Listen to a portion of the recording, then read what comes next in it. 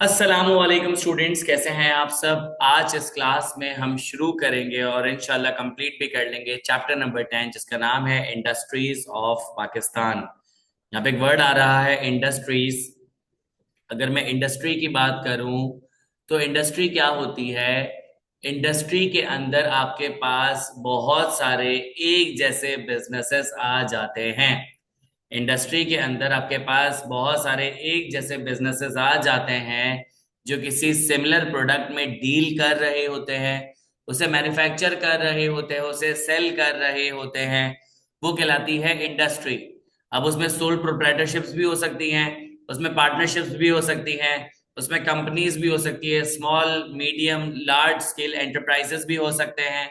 लेकिन ये जो तमाम कंपनीज, तमाम बिजनेसेस, तमाम पार्टनरशिप्स, तमाम सोल प्रोप्राइटरशिप्स, तमाम ऑर्गेनाइजेशंस सिमिलर प्रोडक्ट में डील कर रही होगी, या उसे बना रही होगी, या उसे सेल कर रही होगी, या उसे बना के सेल कर रही होगी, ये कहलाती है आपके पास इंडस्ट्री।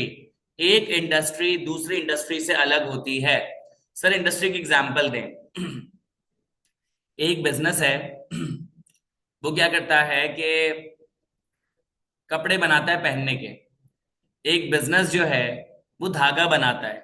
एक बिजनेस जो है वो धागा सेल करता है। एक बिजनेस जो है वो सिर्फ एक कपड़े की थान बनाता है और उसे सेल कर देता है। एक बिजनेस जो है वो ग्लव्स बनाता है, वो सॉक्स बनाता है, वो टोपियां बनाता है। एक बिजनेस जैकेट्स बनाता है। एक बिजनेस जो है वो सूट्स बनाता है। एक बिजनेस फीमेल गारमेंट्स के कपड़े, जो फीमेल गारमेंट्स के अंदर जो है वो इन्वॉल्व है, उसको सेल करता है, उसको मैन्युफैक्चर करता है। एक जो है वो बच्चों के कपड़े बनाता है। एक जो है वो टाल्स बनाता है, टेंट्स बनाता है कपड़ों के। तो जितने भी बिजनेसेस हैं ये सब मिला के कहलाएंगे टेक्सटाइल इंडस्ट्री। इसके बाद आपके पास अगर मैं बात करूं, कुछ बिजनेसेस जो हैं वो क्या करते हैं, दवाइयां बनाते हैं। कुछ बिजनेसेस क्या करते हैं, दवाइयां सेल करते हैं। कुछ बिजनेसेस दवाइयों को एडमिनिस्टर करने के लिए चीजें बनाते हैं, जैसे कि जो है वो नेबुलाइजर्स बना दिए, या फिर जो है आपके पास पंप बना दिए, या फिर आपके पास जो है वो सिरिंजेस बना दिए, इंजेक्शंस बना दिए, नॉर्मल सलाइन बना ली। या फिर जो है वो कुछ दवाइयां बनाते हैं, इनहेलर्स बना दिए। या फिर जो है वो ऐसी दवाइयां बनाते हैं जो कि प्रिस्क्रिप्शन पे मिलती है, ऐसी दवाइयां बनाते हैं जो कि ओवर द काउंटर मिल जाती हैं। ये जितने भी बिजनेसेस है, छोटे से छोटे बड़े से बड़े, ये कहलाती है फार्मास्यूटिकल इंडस्ट्री। तो एक टेक्सटाइल इंडस्ट्री हो गई, एक फार्मास्यूटिकल इंडस्ट्री हो गई।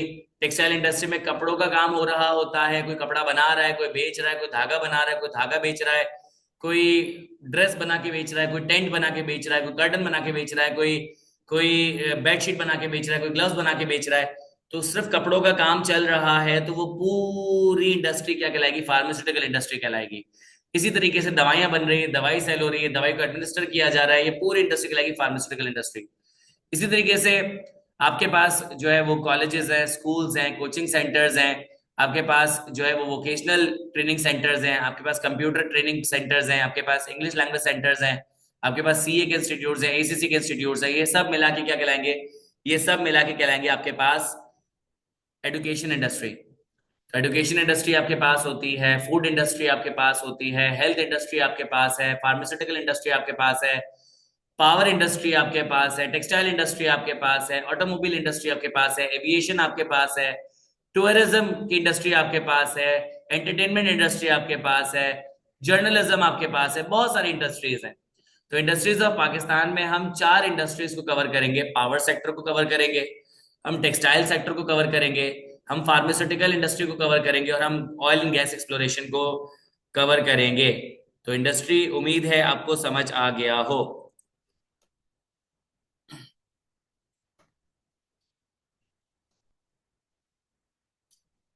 पहली इंडस्ट्री को शुरू करने से पहले आपके पास ये की ग्लॉसरी मौजूद है, मैं ये आपको समझा देता हूं। ये कुछ इंपॉर्टेंट वर्ड्स, कुछ इंपॉर्टेंट फ्रेजेस मौजूद हैं जिनकी अवेयरनेस बहुत ज्यादा जरूरी है, वरना चैप्टर में मुश्किलात होंगी। Starting with value chain. Value chain को मैं सप्लाई चेन के साथ पढ़ाता हूं। पहले मैं वैल्यू चेन रीड करूंगा, फिर सप्लाई चेन रीड करूंगा, फिर वैल्यू चेन समझाऊंगा, फिर सप्लाई चेन समझाऊंगा, दोनों को डिफरेंशिएट करूंगा, आपको बात समझ आ जाएगी। A value chain is a set of activities that an organization operating in a specific industry performs in order to deliver a valuable product for the market. नहीं समझ आया, कोई मसला नहीं है। Supply chain refers to the entire process of making and selling commercial goods, including every stage from the supply of materials and the manufacture of goods through to their distribution and sale. तो यहाँ पे ये भी grammatical mistake करे तो बीडब्ल्यूसीएस में तुम्हारा भी काम चल जाएगा। खैर, वैल्यू चेन और सप्लाई चेन।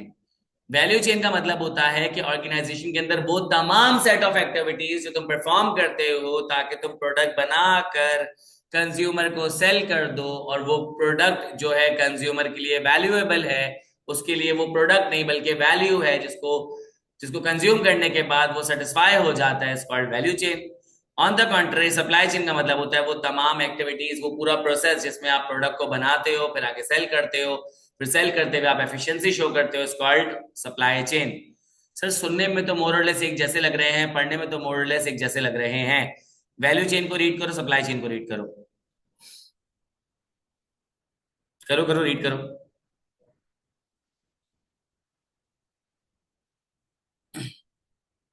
कर लिया रीड? मैंने रीड किया, मैंने समझाया, तुमने रीड किया।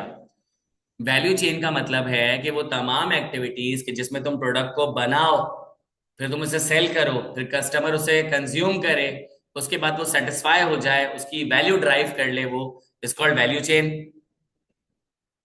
बच्चों एनोटेशन नहीं करो प्लीज, थैंक यू। तो यहाँ पे आपने क्या किया, प्रोडक्ट को बनाया, सेल किया, और सेल करने के बाद कस्टमर ने उसे कंज्यूम किया, कंज्यूम करने के बाद वो सेटिस्फाई हो गया, उसने वैल्यू ड्राइव कर ली, it's called value chain. On the contrary, supply chain का मतलब है कि जितने भी आपके पास सप्लायर्स मौजूद है, आपने किसी से परचेज किया, आपने प्रोड्यूस किया, आपने किसी को सेल किया, उसने आगे सेल किया, उसने आगे सेल किया, this is called supply chain. Value chain और सप्लाई चेन में मोर और लेस एक्टिविटीज एक जैसी होती हैं, 90% एक्टिविटीज एक जैसी होती हैं। जो फर्क है, सबसे पहला फर्क है वो है इंटेंट का, वो है नीयत का। सप्लाई चेन की नीयत होती है कि हम एफिशिएंसी, हम प्रोडक्टिविटी, हम इफेक्टिवनेस शो करें, यानी कि हमारी जो इंटेंट है कि हम जल्द से जल्द प्रोड्यूस करें, हम जल्द से जल्द ट्रांसपोर्ट कर दें, हम अच्छे से अच्छा प्रोड्यूस करें, हम अच्छे से अच्छा ट्रांसपोर्ट कर दें, हम सस्ते में सस्ता प्रोड्यूस करें, हम सस्ते में सस्ता ट्रांसपोर्ट कर दें, हम कम से कम एफर्ट्स में प्रोड्यूस करें, हम कम से कम एफर्ट्स में ट्रांसपोर्ट कर दें। It's always about efficiency of the product, it's always about efficiency of production and transportation, supply chain, जो चैप्टर नंबर 9 में पढ़कर आए थे, business operations of a manufacturing organization. Value chain on the contrary, जो हमने marketing में पढ़ा था कि यहाँ पे मार्केटिंग स्ट्रेटेजी बनाने के लिए आपने इंप्लीमेंट करना होता है क्या, मार्केटिंग कॉन्सेप्ट और कस्टमर रिलेशनशिप मैनेजमेंट। यहाँ पे आप किस नीयत से बना रहे हो कि हम वो प्रोड्यूस करें जो कि कस्टमर परचेज करना चाहता है, और जब कस्टमर परचेज कर ले तो वो खुश हो जाए। हमें कैसे पता चलेगा वो खुश हो गया? हम उसे कॉल खड़काएंगे, हम उसे ईमेल करेंगे, हम उसे मैसेज करेंगे और पूछेंगे क्या आपको हमारा प्रोडक्ट अच्छा लगा। अगर अच्छा लगा तो बहुत अच्छी बात है, लेकिन अगर कोई प्रॉब्लम है तो आप हमें बताएं, हम आपके लिए बैठे हुए बेफिक्र हो जाए। तो वैल्यू चेन में इंटेंट है कि हम वो प्रोडक्ट बना के सेल करें जिससे कस्टमर को सेटिस्फैक्शन हो। सप्लाई चेन का पर्पस ये होता है कि हम एफिशिएंसी बढ़ा लें। तो वैल्यू चेन एक ब्रॉड टर्म है, सप्लाई चेन उसका पार्ट है। वैल्यू चेन के अंदर ही सप्लाई चेन आ जाती है, क्योंकि यहाँ पे भी आप एफिशिएंसी प्रोड्यूस करने की कोशिश करोगे। अगर आप प्रोडक्ट को प्रोड्यूस और ट्रांसपोर्ट एफिशिएंटली नहीं करोगे तो कस्टमर को मजा नहीं आएगा, क्योंकि उसके पास चीजें अवेलेबल ही नहीं होगी। अगर उसके पास चीजें अवेलेबल नहीं होगी तो वो सेटिस्फाइड नहीं होगा। तो अवेलेबिलिटी भी होनी चाहिए, प्रोडक्ट की क्वालिटी भी इंक्रीज होनी चाहिए, प्राइस भी आउटस्टैंडिंग होनी चाहिए। लेकिन ये सब करते वक्त तुम्हारी इंटेंट जो है वो ब्रॉड होनी चाहिए कि तुम जो है कस्टमर को सेटिस्फाई करने के लिए तमाम एक्टिविटीज परफॉर्म करने वाले हो। वैल्यू चेन, सप्लाई चेन, उम्मीद है समझ आ गया होगा। Now let's talk about upstream. Upstream का मतलब होता है वो मटेरियल इनपुट। यहाँ पे मटेरियल का मतलब कॉन्क्रीट नहीं है, यहाँ पे मटेरियल का मतलब है सिग्निफिकेंट। अपस्ट्रीम का मतलब होता है वो सिग्निफिकेंट इनपुट जो हमें चाहिए होता है प्रोडक्शन के लिए। मुझे क्लास करने के लिए इंटरनेट चाहिए, मुझे क्लास करने के लिए लैपटॉप चाहिए, मुझे क्लास करने के लिए कैमरा चाहिए, ये मटेरियल इनपुट है। इनके बगैर मैं क्लास नहीं कर सकता। तो needed for production, I need all these things, they all thing these all things are needed for production. तो यहाँ पे ये अपस्ट्रीम कहलाएगा। अपस्ट्रीम का मतलब होता है कि फॉर एग्जाम्पल अगर एक बंदे ने जो है वो खाना बनाना है, तो वेजिटेबल्स, फ्रूट्स, ऑयल, फायर, ये ये तमाम गैस वगैरह इसको तमाम चीजें जो उसको चाहिए होगी ये आपके लिए अपस्ट्रीम है। तो वो मटेरियल इनपुट जो कि प्रोडक्शन के लिए चाहिए होता है। कि इलेक्ट्रिक को इलेक्ट्रिसिटी बनानी होती है तो वो इलेक्ट्रिसिटी बनाते हैं रिन्यूएबल रिसोर्सेज से, नॉन रिन्यूएबल रिसोर्सेज से। नॉन रिन्यूएबल रिसोर्सेज जैसे कि गैसेस, कोल, मिनरल ऑयल, तो ये क्या है आपके पास, ये के इलेक्ट्रिक की अपस्ट्रीमिंग है। फिर इसी तरीके से अपस्ट्रीमिंग की एक और एग्जांपल ये हो सकती है कि अगर आपको ड्रेस सीना है तो उसके लिए आपको चाहिए होगा कपड़े का थान, तो कपड़े का थान क्या है आपके लिए अपस्ट्रीमिंग है। अगर आपको कपड़ा सीना है, कपड़ा पिरोना है, तो कपड़ा पिरोने के लिए आपको क्या चाहिए, धागा, तो धागा अपस्ट्रीमिंग है। अगर आपको धागा बनाना है तो कॉटन चाहिए होगा, कॉटन अपस्ट्रीमिंग है। अपस्ट्रीमिंग वो इंपॉर्टेंट इनपुट है जो कि जरूरी है प्रोडक्शन के लिए। अब उसके कंट्रास्ट में डाउन स्ट्रीमिंग का मतलब होता है once you get that product, once you get that material input, उसके बाद क्या करते हो तुम, प्रोडक्ट को प्रोड्यूस करते हो, डिस्ट्रीब्यूट करते हो, ट्रांसफॉर्मेशन प्रोसेस, ट्रांसपोर्टेशन प्रोसेस। तो जब तुम्हारे पास वो मटेरियल इनपुट आ जाता है तुम उसे प्रोड्यूस करके आगे सेल कर देते हो, इट्स कॉल्ड डाउन स्ट्रीमिंग। उम्मीद है कि आपको डाउन स्ट्रीमिंग समझ आ गई होगी। शिजागिरी अपस्ट्रीम मींस वो रिसोर्सेस जिससे आप प्रोडक्ट बना सको। वेरी गुड सर, एक प्रोडक्ट फर्स्ट के लिए अपस्ट्रीम, सेकंड के लिए डाउनस्ट्रीम भी हो सकती है ना। एक प्रोडक्ट फर्स्ट के लिए अपस्ट्रीम, सेकंड के लिए डाउनस्ट्रीमिंग भी हो सकती है। तुम इसको ऐसे कह लो कि एक प्रोडक्ट किसी फर्स्ट के लिए डाउनस्ट्रीमिंग और सेकंड के लिए अपस्ट्रीमिंग हो सकती है ना, तो आंसर इज यस। उसको उल्टा करो हमजा। देखो, यहाँ पे एक बंदे के पास कॉटन, उसको चाहिए धागा बनाने के लिए, उसने कॉटन लिया अपस्ट्रीमिंग, उसने धागा बनाया डाउनस्ट्रीमिंग। अब यहाँ पे जो धागा है ये किसी और के लिए, सेकंड वाले के लिए क्या होगा, अपस्ट्रीमिंग हो जाएगा। अब उसने धागा हासिल किया अपस्ट्रीमिंग, धागे से उसने कपड़ा बनाया डाउनस्ट्रीमिंग। अभी जो कपड़ा पिरोया है उसने, अभी जो कपड़ा है किसी और इंडस्ट्री के लिए क्या होगा, ये अपस्ट्रीमिंग होगा, उससे वो ड्रेस बनाएगा, वो क्या होगा, डाउनस्ट्रीमिंग। हमजा अब तुम जो अपनी बात को उल्टा करके लिखोगे ना तुम्हें बात समझ आ जाएगी। सर एक प्रोडक्ट फर्स्ट के लिए डाउन स्ट्रीमिंग हो सकता है, सेकंड के लिए वो अप स्ट्रीमिंग हो सकता है ना, तो आंसर इज यस। ठीक है, तुम्हारी तुम्हारी बात को मैंने उल्टा किया है तो उम्मीद है तुम्हें बात समझ आ गई होगी। तुम लोगों को अप स्ट्रीमिंग समझ आ गया, तुम लोगों को डाउन स्ट्रीमिंग समझ आ गया। ठीक है, अब यहाँ पे तुम्हारे पास एक कॉन्सेप्ट आता है जो लिखा हुआ नहीं है, मैं समझा रहा हूं, अपने माइंड को ओपन करके सुनना। अपस्ट्रीमिंग वो मटेरियल इनपुट जो चाहिए होता है प्रोडक्शन के लिए, डाउन स्ट्रीमिंग उस मटेरियल इनपुट को प्रोड्यूस करते हो इनटू फिनिश गुड्स और उसको डिस्ट्रीब्यूट करते हो, तो this is called down streaming. Sir क्या कुछ मिडल स्ट्रीमिंग जैसा हो सकता है, the answer is yes. Middle streaming का मतलब होता है कि डाउन स्ट्रीमिंग में से कुछ हिस्सा तुम निकाल लो तो वो कहलाएगा वो कहलाएगा मिडल स्ट्रीमिंग। लेकिन याद रखना जो तुम हिस्सा निकालोगे वो शुरू वाला होगा। आपके पास मिडल स्ट्रीमिंग में 10 एक्टिविटी, सॉरी, आपके पास डाउन स्ट्रीमिंग में 10 एक्टिविटीज है। आपके पास डाउन स्ट्रीमिंग में 10 एक्टिविटीज है, 1 2 3 4 5 6 7 8 9 10। अब यहाँ पे आपने कहा कि शुरू की 3 चीजों को मैं अलग कर दूं, तो जो शुरू की 3 चीजें हैं वो मिडल स्ट्रीमिंग हो जाएगी। That make sense. पहले अप स्ट्रीमिंग है, जो शुरू में 3 चीजें अलग की वो मिड में आ गई, वो मिडल स्ट्रीमिंग, और जो एंड की 7 चीजें वो डाउन स्ट्रीमिंग। आपने कहा कि ऐसा भी कर सकते हैं कि मिडल स्ट्रीमिंग ये है कि मैं जो डाउन स्ट्रीमिंग है उसमें जो प्रोडक्शन और डिस्ट्रीब्यूशन है, मैं प्रोडक्शन को अलग कर दूं, डिस्ट्रीब्यूशन को अलग कर दूं। तो जो प्रोडक्शन वाला पार्ट है वो मिडल स्ट्रीमिंग है, जो डिस्ट्रीब्यूशन वाला पार्ट है वो डाउन स्ट्रीमिंग है। क्या ऐसा हो सकता है, ऐसा भी हो सकता है। अब टेक्सटाइल इंडस्ट्री की बात करें तो जो आपने कॉटन हासिल किया, एक बड़ी सी कंपनी है, वो क्या करती है, कॉटन से लेकर पूरा कपड़ा खुद बनाती है। तो कॉटन हासिल करना उसके लिए क्या है, अपस्ट्रीमिंग है। अब वो कपड़े से धागा बना, कॉटन से धागा बना रही है, धागे से कपड़ा बना रही है, कपड़े से ड्रेस बना रही है, ड्रेस बना के उसको सेल कर रही है, तो ये उसके लिए डाउन स्ट्रीमिंग हो गई। उसने कहा कि कॉटन हासिल करना अपस्ट्रीमिंग है, वो तो हो गई। अब धागा बनाने से लेके उसको बेचना के लिए डाउन स्ट्रीमिंग है। अब डाउन स्ट्रीमिंग को मैंने बीच में से कहां से तोड़ा, कि जहां पे मैंने कपड़ा बना लिया था पहले, मतलब मैंने बनाया धागा, धागे से मैंने बनाया कपड़ा, मैंने बोल दिया ये मेरी मिडिल स्ट्रीमिंग है। अब मैंने कपड़ा बना लिया, अब मैं ड्रेस बना रहा हूँ, ड्रेस बनाने के बाद उसको सेल कर रहा हूँ, मैंने बोला ये मेरी डाउन स्ट्रीमिंग है। तो मिडिल स्ट्रीम को कहां से निकाल सकते हैं, डाउन स्ट्रीमिंग से निकाल सकते हैं, शुरू का हिस्सा। उम्मीद है कि ये बात आपको समझ आ गई होगी। जुनेद अली, अब समझ आया middle streaming.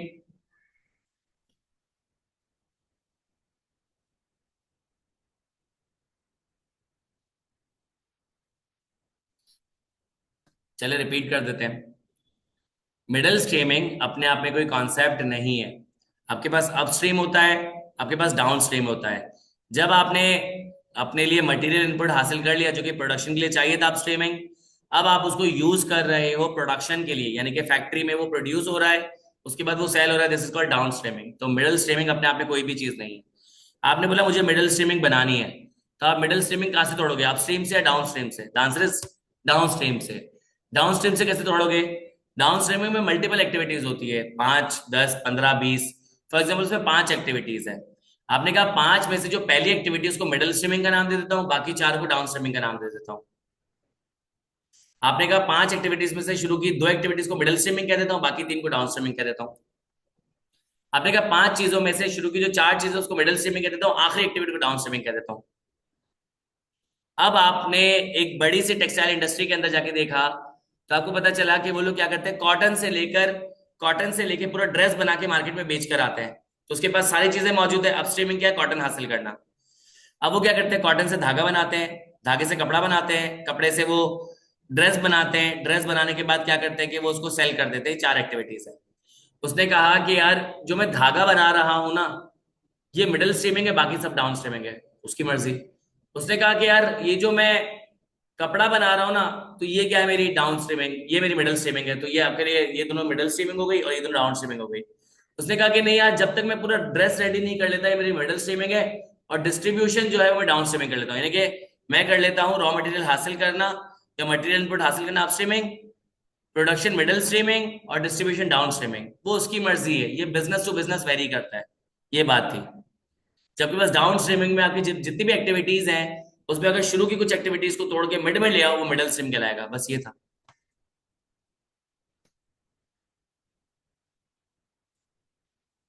Yes Aqsa, very good. Middle streaming को हर बंदा अपने हिसाब से सिलेक्ट कर लेगा। आगे मिडिल स्ट्रीम वर्ड आने वाला है, वरना मैं बॉदर नहीं करता, मैं पढ़ाता नहीं।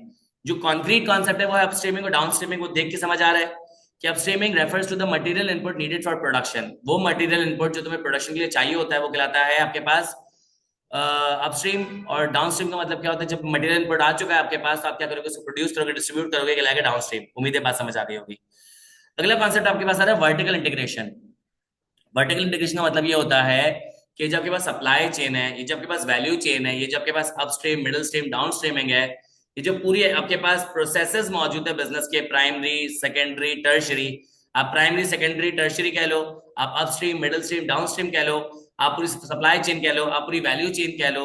इसमें क्या होता है कि रॉ मटेरियल से लेकर फिनिश गुड्स तक, फिनिश गुड्स से लेकर कंज्यूमर को सेल करने तक, ये जो पूरी एक्टिविटीज है, अगर ये आप ही कंट्रोल कर रहे हो, आप ही ओन कर रहे हो, आप ही चला रहे हो, तो आपके पास वर्टिकल इंटीग्रेशन है। आपके पास वर्टिकल इंटीग्रेशन है। अगर आप क्या कर रहे हो कि सिर्फ बीच में एक पार्ट परफॉर्म कर रहे हो, या एंड के 4 पार्ट परफॉर्म कर रहे हो, शुरू के 2 पार्ट परफॉर्म कर रहे हो, तो उसका मतलब है आपके पास वर्टिकल इंटीग्रेशन नहीं है। अब इसकी एग्जांपल सुनो। कि इलेक्ट्रिक खुद ही इलेक्ट्रिसिटी बनाता है, वो ऑयल से इलेक्ट्रिसिटी बनाता है, वो कोल से इलेक्ट्रिसिटी बनाता है, वो गैसेस से इलेक्ट्रिसिटी बनाता है, वो सोलर से इलेक्ट्रिसिटी बनाता है, कि इलेक्ट्रिक ही इलेक्ट्रिसिटी बनाता है, ऐसा ही है। फिर कराची उसके गिरदोनवा में जितने भी आपके पास ट्रांसफार्मर्स मौजूद है, जितने भी आपके पास पीएमटीज मौजूद है, जितने भी आपके पास तार मौजूद है, जितने भी आपके पास मीटर मौजूद है, वो सब किसके के इलेक्ट्रिक के। तो इलेक्ट्रिसिटी ट्रांसफॉर्म ट्रांसमिट और डिस्पैच कौन करता है, कि इलेक्ट्रिक करता है। फिर उसके बाद क्या होता है, इलेक्ट्रिसिटी हमारे घरों में इलेक्ट्रिसिटी जो पहुंचती है मीटर से होते हुए जाती है, मीटर किसी के इलेक्ट्रिक है। और फिर घर में हमारी इलेक्ट्रिसिटी आती है, बिल कौन देता है, इलेक्ट्रिक देता है। तो बेच भी वो रहा है, सप्लाई भी वो कर रहा है, बना भी वो रहा है, हासिल भी वो कर रहा है। तो के इलेक्ट्रिक के पास वर्टिकल इंटीग्रेशन है कि वो अपस्ट्रीमिंग भी खुद कर रहा है, डाउन स्ट्रीमिंग भी खुद कर रहा है। आपके पास एक ऑर्गेनाइजेशन है, वो ऑर्गेनाइजेशन क्या करती है कि उनका अपना एक पोल्ट्री फार्म है, ठीक है। उनका अपने पास एक पोल्ट्री फार्म है, उनके पास अपना एक डेयरी फार्म है। तो पोल्ट्री फार्म भी उनका है, डेयरी फार्म भी उनका है, और उनके पास बहुत बड़ी जमीन है जिसपे वो क्या करते हैं, फ्रूट्स और वेजिटेबल्स भी उगाते हैं। अब उस पोल्ट्री फार्म से वो अंडे हासिल करते हैं, उस पोल्ट्री फार्म से वो चिकन हासिल करते हैं, और फिर वो डेयरी फार्म से वो गोश्त हासिल करते हैं, उस डेयरी फार्म से वो मिल्क हासिल करते हैं, और मिल्क के बाय प्रोडक्ट वो खुद बना लेते हैं। फिर वो जो एग्रीकल्चरल पीस ऑफ लैंड है, उससे वो वेजिटेबल्स हासिल करते हैं। अब यहाँ पे सारी चीजें इनके पास आ गई, अपस्ट्रीम आ गई। अब ये जब अपस्ट्रीमिंग हो चुकी है, तो इससे क्या करेंगे, वो प्रोडक्शन करेंगे। वो फॉर एग्जाम्पल क्या करते हैं, वो खाना बनाते हैं। तो जो आपके पास बन बनता है, उसमें जो दूध डल रहा है, उसमें जो बटर डल रहा है, उसमें और जो 10 किस्म की डेयरी प्रोडक्ट डल रही है, वो आपके पास से आ रही है। तो बन भी वो खुद बना रहा है, फिर सॉसेस भी वो खुद बना रहा है, फिर वो चिकन की पैटी और बीफ की पैटी भी खुद बना रहा है। उसके बाद फिर उसका ही स्टोर है, उसी पे खड़ा होकर वो खुद सेल कर रहा है, उसकी ई कॉमर्स वेबसाइट है। ऑनलाइन भी वो बेच रहा है, ऑफलाइन भी वो बेच रहा है। तो अप स्ट्रीमिंग भी उसकी है, डाउन स्ट्रीमिंग भी उसकी है, रॉ मटेरियल खुद वो हासिल कर रहा है, फिर उसके बाद उसको खुद प्रोड्यूस और डिस्ट्रीब्यूट कर रहा है। उसके पास क्या है, वर्टिकल इंटीग्रेशन में बात कर रहा हूँ केएफसी की। वर्टिकल इंटीग्रेशन उम्मीद है समझ आ गया हो। वैल्यू चेन, सप्लाई चेन में समझा चुका हूं। फिर आपके पास एक कॉन्सेप्ट आ रहा है कैपिटल इंटेंसिव। दो किस्म की, तीन किस्म की ऑर्गेनाइजेशन हो सकती है। एक होती है कैपिटल इंटेंसिव, एक होती है लेबर इंटेंसिव, और एक क्या होती है, both capital and labour intensive. Capital intensive वो ऑर्गेनाइजेशन होती है जहां पे इंटेंसिटी कैपिटल रिसोर्स की ज्यादा होती है, मैन मेड रिसोर्स की ज्यादा होती है। फिर आपके पास लेबर इंटेंसिव ऑर्गेनाइजेशन वो ऑर्गेनाइजेशन होती है जहां पे लेबर की इंटेंसिटी ज्यादा होती है। अमेजोन के कुछ ऐसे स्टोर्स हैं, आप वहां पे विजिट करते हो तो ट्रॉली लेके जब आप अंदर जाओगे तो क्या होगा कि सेंसर्स को सेंस करते हुए क्या करेगा, दरवाजा खुद खुलेगा, आप अंदर जाओगे। आप क्या करोगे, शेल्फ से चीजें डालोगे, तो जो आपका वो होगा ट्रॉली होगा उसमें भी सेंसर लगा होगा। तो आपके पास एक स्क्रीन होगी, उसमें नजर आ रहा होगा, आपने 100 रुपए की चीज डाली 100 रुपए, 200 रुपए की चीज डाली 300 रुपए हो गए, 1000 रुपए की चीज डाली 1300 रुपए हो गए। तो आपने क्या किया कि यहाँ पे वो चीजें डालते रहे, मशीन ने खुद काउंट की। आप जैसे ही गेट की तरफ पहुंचे, दरवाजा बंद है, तो क्या होगा कि आप जो है वो बाहर नहीं जा सकते जब तक पे नहीं करोगे। तो पे करने के मल्टीपल तरीके होते हैं। चाइना में क्या होता है कि वहां पे बोल रखा हुआ होता है। वो जो बोल होता है वो बोल ऐसा होता है कि फॉर्च्यून टेलर का जो बोल होता है ना, वैसा। आपने क्या किया, उस पर हाथ रखा, फिंगरप्रिंट से क्या होगा, वो डिटेक्ट कर लेगा आपको, आपके अकाउंट से पैसे कटेंगे, दरवाजा खुलेगा, आप बाहर की तरफ चले जाओ। ये कैपिटल इंटेंसिव ऑर्गेनाइजेशन है। और कुछ ऑर्गेनाइजेशंस ऐसी होती है, वहां पे बंदे बंदे बंदे बंदे होते हैं, इसके पास जाओ, उसके पास जाओ, उसके पास जाओ, उसके पास जाओ, उसके पास जाओ, जैसे पाकिस्तान की सरकारी इदारे। तो वो क्या कहलाती है, लेबर इंटेंसिव ऑर्गेनाइजेशन कहलाती है। तो कैपिटल इंटेंसिव समझ आ गया होगा, लेबर इंटेंसिव समझ आ गया होगा, सप्लाई चेन वैल्यू चेन समझ आ गया होगा, वर्टिकल इंटीग्रेशन समझ आ गया होगा, अप स्ट्रीमिंग, डाउन स्ट्रीमिंग और मिडल स्ट्रीमिंग भी समझ आ गया होगा। किसी का कोई सवाल तो प्लीज पूछ लें।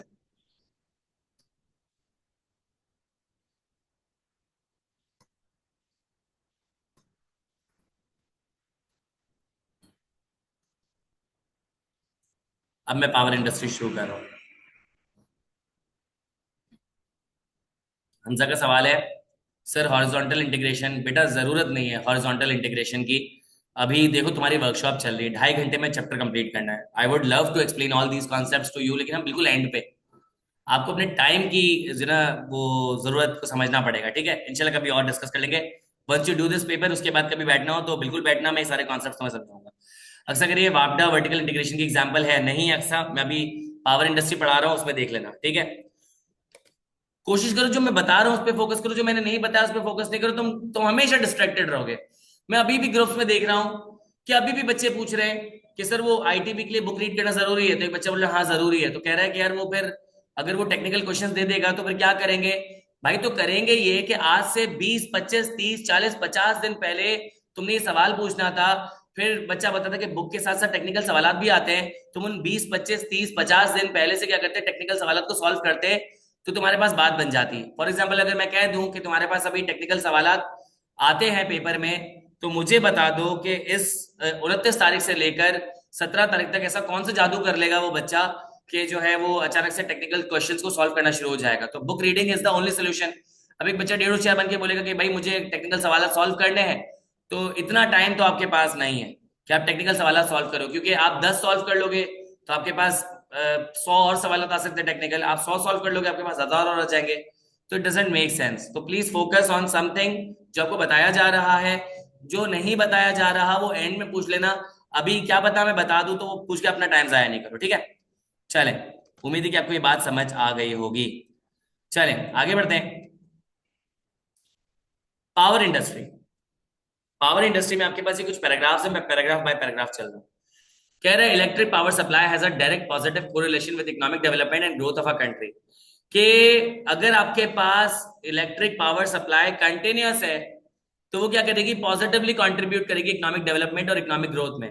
फिर लिखा हुआ है कॉन्सिक्वेंटली अगर आपके पास पावर शॉर्टेज है तो उसका एडवर्स इंपैक्ट होगा किसके ऊपर, इकोनॉमिक ग्रोथ के ऊपर। तो ज्यादा इलेक्ट्रिसिटी आएगी तो ज्यादा इकोनॉमिक ग्रोथ आएगी, कम इलेक्ट्रिसिटी आएगी तो ग्रोथ कम हो जाएगी। वो कितना, जब ज्यादा बारिश होता है तो ज्यादा पानी आता है, तो कम बारिश होता है तो कम पानी आता है। तो ये बेसिकली वो कॉन्सेप्ट है डायरेक्ट रिलेशन वाला। फिर आगे लिखा हुआ है कि दूसरे पैराग्राफ में हिस्टोरिकली ये बात कर रहा है, प्रीवियसली पास्ट की बात कर रहा है। ये वो बता रहा है इस पैराग्राफ में जो अब नहीं है या शायद है, लेकिन पहले तो ऐसा हुआ करता था। हिस्टोरिकली पाकिस्तान का जो पावर सेक्टर है वो कंसिस्ट करता था दो गवर्नमेंट ओन्ड यूटिलिटीज, यानी कि दो ऐसी यूटिलिटीज जो कि गवर्नमेंट ओन्ड थी। तो पूरा पावर सेक्टर उन पे ही बेस करता था। नंबर वन वापडा, नंबर टू के इलेक्ट्रिक, जिसको पहले KESC कहते थे, कराची इलेक्ट्रिक सप्लाई कॉरपोरेशन। यहाँ पे जो के इलेक्ट्रिक है उसकी रिस्पॉन्सिबिलिटी थी कि वो कराची और उसके एडजेसेंट एरियाज में इलेक्ट्रिसिटी डिस्ट्रीब्यूट करे। खैर अभी भी यही है, के इलेक्ट्रिक की अभी भी रिस्पॉन्सिबिलिटी की कराची और उसके एडजेसेंट एरिया में इलेक्ट्रिसिटी प्रोड्यूस करे, डिस्ट्रीब्यूट करे। तो हिस्टोरिकली भी ये काम हो रहा था के इलेक्ट्रिक का, अभी भी यही हो रहा है। लेकिन वापडा हिस्टोरिकली क्या करती थी कि वापडा एक semi autonomous statutory body, semi autonomous statutory body, statutory का मतलब होता है वो चीज जो कि गवर्नमेंट ने बनाई है, स्टेट ने बनाई है। तो स्टैट्यूटरी बॉडी वो बॉडी जो स्टेट ने बनाई है। फिर लिखा हुआ है सेमी, सेमी का मतलब होता है पार्शल, ऑटोनोमस का मतलब होता है ऑटोनोमस का मतलब होता है खुद से काम करना। तो सेमी ऑटोनोमस का मतलब होता है खुद कुछ काम खुद से करते हैं, कुछ काम गवर्नमेंट कहती है। तो वापडा एक ऐसी स्टैट्यूटरी बॉडी थी जो कि कुछ इख्तियार खुद रखती थी और कुछ इख्तियार गवर्नमेंट के पास थे, सेमी ऑटोनोमस स्टैट्यूटरी बॉडी। उसका मैंडेट था कि वो इलेक्ट्रिसिटी को रेगुलेट करे और डिस्ट्रीब्यूट करे पाकिस्तान के बाकी रिमेनिंग एरियाज में, कराची और उसके एडजेसेंट एरिया में के इलेक्ट्रिक, बाकी एरियाज वापडा। वापडा एक सेमी ऑटोनोमस स्टैट्यूटरी बॉडी थी। और साथ ही साथ जो है उसको कहा गया था कि भाई तुमने वाटर और हाइड्रो पावर रिसोर्सेज के थ्रू इलेक्ट्रिसिटी प्रोड्यूस करनी है, ये भी वापडा को काम दे दिया था। ऐसा क्यों हुआ? सोचो, कराची उसके एडजेसेंट एरिया में आपके पास वो तेज चलने वाले झरने नहीं है, वो तेज चलने वाली नहरें नहीं है, वो दरिया नहीं है कि जिसके बहाव से हम इलेक्ट्रिसिटी प्रोड्यूस कर सके। तो कराची के पास, के इलेक्ट्रिक के पास ये राइट नहीं था, लेकिन वापडा के पास ये राइट था। तो हिस्टोरिकली तुम्हें बातें समझ आ गई, एमसीक्यूज के पॉइंट ऑफ व्यू से बहुत इंपॉर्टेंट है। अब लिखा हुआ है कि अब क्या हुआ प्रेजेंटली, कह रहा है कि ड्यू टू इकोनॉमिक बर्डन, हमारी जो इकोनॉमी है बर्डनाइज हो रही थी, सेक्टर में इनएफिशिएंसीज थी, सेक्टर अच्छे से परफॉर्म नहीं कर रहा था और कस्टमर डिससेटिस्फाइड थे। तो उसकी वजह से इस अरेंजमेंट को, जो हिस्टोरिकल अरेंजमेंट दिखाई है, उसको रीअरेंज किया और कुछ स्टेप्स लिए गए। KESC को प्राइवेटाइज कर दिया 2005 में। पहले वो गवर्नमेंट ओन्ड यूटिलिटी थी, अब वो प्राइवेट ओन्ड यूटिलिटी हो चुकी है। 2005 में ऐसा हुआ था और बाद में जाके इसका नाम के इलेक्ट्रिक रख दिया गया था। बात करें वापडा की, तो वापडा में तो बहुत सारे चेंजेस आए थे। वापडा को अनबंडल कर दिया, तोड़ दिया छोटी छोटी कंपनीज के अंदर। जनरेशन कंपनीज, कुछ कंपनीज बना दी जो इलेक्ट्रिसिटी जनरेट करेंगी, यानी कि यहाँ पे जो काम हो रहा है अब स्ट्रीमिंग का हो रहा है। और फिर कुछ कंपनीज ऐसी थी कि जिनको कहा भाई तुमने इलेक्ट्रिसिटी को ट्रांसमिट करना है, डिस्पैच करना है। तो इनका काम सिर्फ ट्रांसफॉर्मेशन का और डिस्पैचिंग का था। और लास्ट में डिस्ट्रीब्यूशन कंपनीज, इनका काम था इलेक्ट्रिसिटी को डिस्ट्रीब्यूट करना। तभी इनको कहते हैं डिस्कोस, क्योंकि ये सिर्फ नाचते रहते हैं, इलेक्ट्रिसिटी डिस्ट्रीब्यूट नहीं करते। मैं मजाक कर रहा हूँ। आगे बढ़ते हैं। while the functions of its power wing were redefined as hydel power generation and operation and maintenance। फिर वापडा ने कहा कि यार तुमने तो मुझसे सब कुछ ले लिया है, इलेक्ट्रिसिटी जो प्रोड्यूस कर रही है वो जनरेशन कंपनीज कर रही हैं, इलेक्ट्रिसिटी की ट्रांसमिशन और डिस्ट्रीब्यूशन डिस्पैच जो है वो कुछ और कंपनीज देख रही हैं, उसकी डिस्ट्रीब्यूशन तो कुछ और कंपनीज देख रही हैं। तो मैं क्या यहाँ पे बल्ले बल्ले करूं? तो बोला कि यार वापडा को बोला कि कोई मसले की बात नहीं, तो हमारे लाडले बेटे हो बेटा, तुम एक काम करो कि तुम जो है ना वो दरिया किनारे बैठ जाओ और तुम पानी से इलेक्ट्रिसिटी प्रोड्यूस करो। यानी कि वापडा को क्या कहा कि तुम्हारा जो पावर विंग है उसको रीडिफाइन कर दिया कि तुमने हाइडल पावर जनरेशन, ऑपरेशन और मेंटेनेंस पे काम करना है। यानी कि तुमने क्या करना है, इलेक्ट्रिसिटी प्रोड्यूस करनी है वाटर और हाइड्रो पावर रिसोर्सेज को यूज करते हुए। क्योंकि उन्होंने वापडा जो एक लाडला बेटा था तो उसको झुंझुना देते हुए कहा कि तुम जाओ बेटा पानी खिलारे खेलो और तुम इलेक्ट्रिसिटी प्रोड्यूस करो। तो उम्मीद है कि ये आपको दो पैराग्राफ्स भी समझ आ गए होंगे पावर सेक्टर के। बहुत सारे एमसीक्यूज बन सकते हैं इसमें। आगे बढ़ जाते हैं। अच्छा, हमजा के according to my information my father's friend told us that वापडा's main purpose is to deal with water matters like dam etcetera. बेटा हमजा, मैंने तुम्हें चाइनीज तो नहीं बोली, मैंने भी यही बोला है। अब जब मैं हिस्टोरिकली कोई बात बता रहा हूं तो वो पहले होता था, अब जो मैंने तुम्हें आगे जाके बोला वो अब होता है। तो मैंने तो कोई ऐसे बात नहीं की ना, तो बेटा थोड़ा सा आपने थोड़ा सा होल्ड करना पड़ेगा। आगे जाके वो बातें आएंगी, बेफिक्र हो जाओ, टेंशन नहीं था। कोई मसला नहीं, कोई मसला नहीं, हो जाता है, हो जाता है, कोई मसला नहीं। जो हुआ सो हुआ। आगे बढ़ जाते हैं। चलो, उम्मीद है कि आपको सारे पैराग्राफ्स अच्छे तरीके से समझ आ गए होंगे। फिर आपके पास जो है ये एक सप्लाई चेन या फिर एक वैल्यू चेन आ रही है। मैं जरा आपके सामने इसको थोड़ा सा साइज रिड्यूस करूं,